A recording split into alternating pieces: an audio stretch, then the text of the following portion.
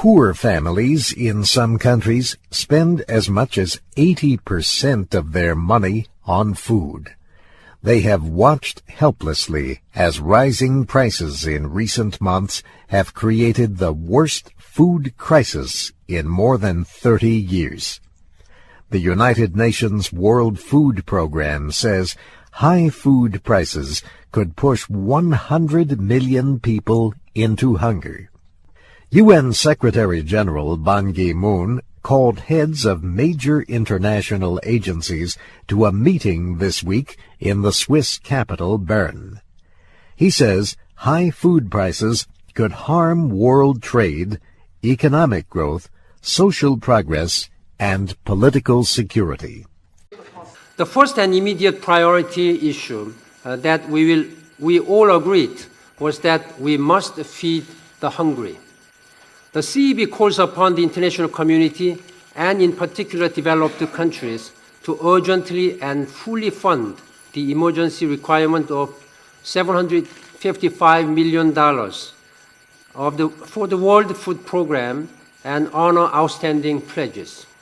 Without full funding of these emergency requirements, we risk again the specter of widespread hunger, malnutrition, and social unrest on an unprecedented scale. We anticipate that additional funding will be required. Half the world's people depend on rice as a main part of their diet.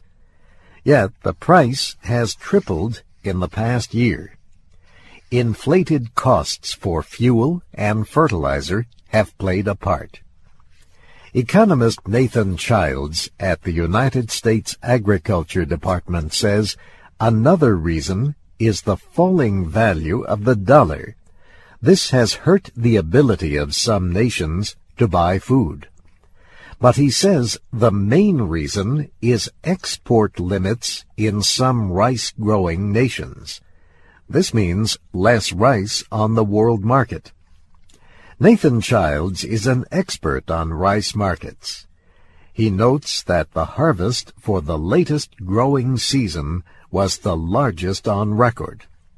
But India, Vietnam, and others have restricted exports to keep prices down at home and protect supplies.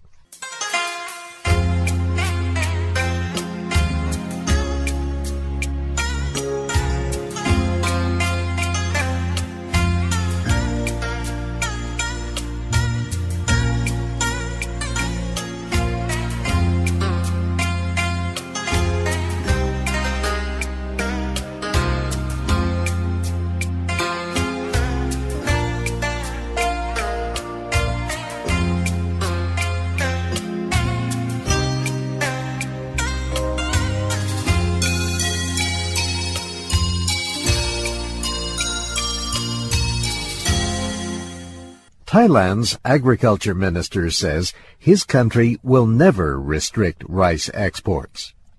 He told the Reuters news agency Thursday that Thailand has enough supplies to meet demand at home and for export. Thailand is the world's largest rice exporter. Recent signs of an increase in supplies have helped ease record prices for Thai rice. Prices rose last week above $1,000 a ton.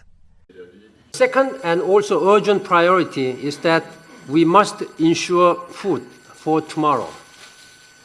In addition to increasing food prices, we see at the same time farmers in developing countries planting less, producing less, due to the escalating cost of fertilizer and energy. We must make every effort to support those farmers so that in the coming year we do not see even more severe food shortages.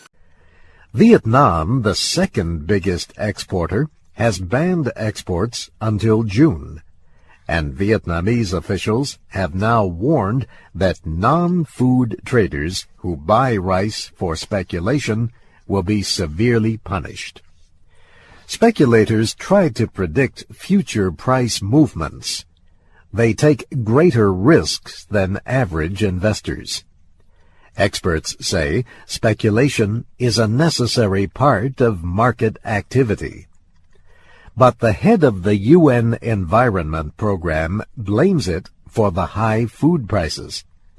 We have enough food on this planet today to feed everyone, Achim Steiner told the Associated Press. Earlier, a member of the United States Commodity Futures Trading Commission rejected the idea that speculators are the main cause. Bart Chilton blamed reduced harvests and grain supplies and the falling value of the dollar. I'm Steve Ember.